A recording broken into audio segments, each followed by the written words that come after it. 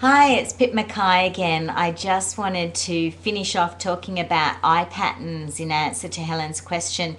So this is carrying on from eye patterns, glitchy eye patterns part 1. So this is part 2.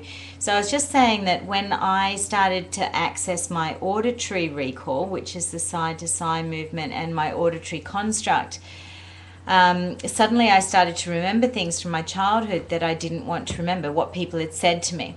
And I'd also shut it out, not just because I had different kinds of hearing in each ear and that was confusing for my brain, but also because there were things that I didn't want to remember. And so I had compensated for that by cutting out my auditory recall and going up to my visual file and to my kinesthetic file. So I basically had a kinesthetic recall clearly, and then I had a visual construct. And so those two things were synesthesiaed for me. And that was part of my unconscious mind compensating for various feelings that I had that I didn't want to feel, and also for various things that I'd heard that I didn't want to hear.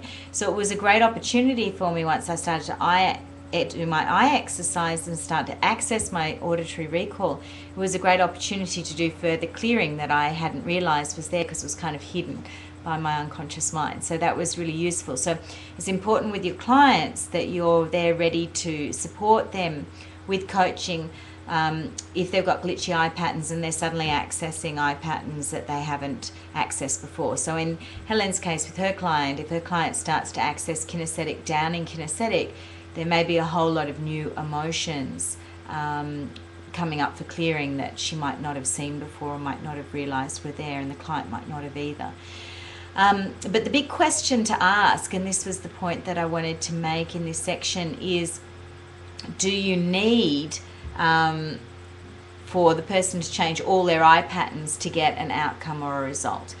And depending on what the client has come to you for, you may not need that. So if you're wanting to do a strategy interrupt or a strategy change, for instance, yes, you can do that with eye patterns and doing eye pattern rehearsal, but you can also do that with, you can install a new strategy with a chain of anchors. You can install a new strategy with a 4-step swish pattern. There's lots and lots of different ways that you can install strategy, or even just simply with a metaphor. You can install a strategy or interrupt a strategy with a swish pattern.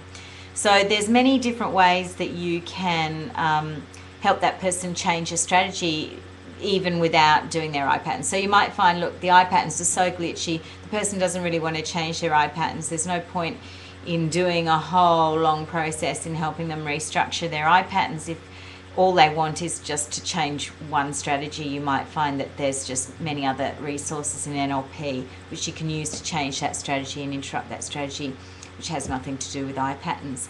However, having said that, if the person does want to change their eye patterns and want to enhance certain aspects of their learning, then obviously you can do that.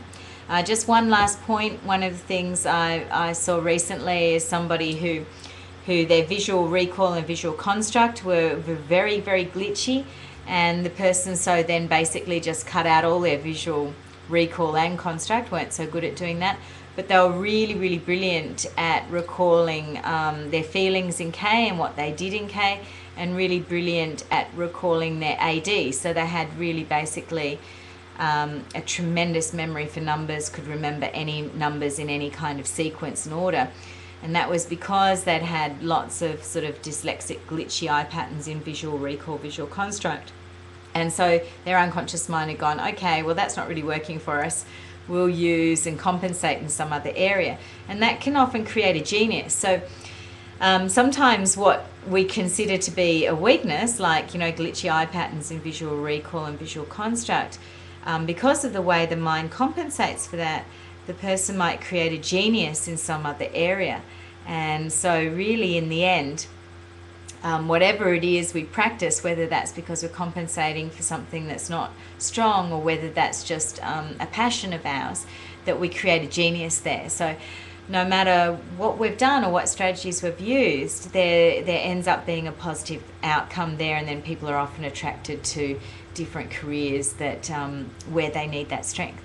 So yeah, so there's a lot of interesting things in eye patterns, and it's important for you to look at the ecology of the client and see whether for this client, for the changes that they want to make, what do we need to do about their eye patterns, and to be able to discuss that with them. Knowing that if they've really already got a strong genius somewhere, all they'll probably be doing is helping compensate for their weaknesses and make it easier, for instance, to spell and recall spelling. They usually won't lose the genius that they've already got. They'll just be putting time into helping them overcome some of their areas that they might not have been finding so easy in the past.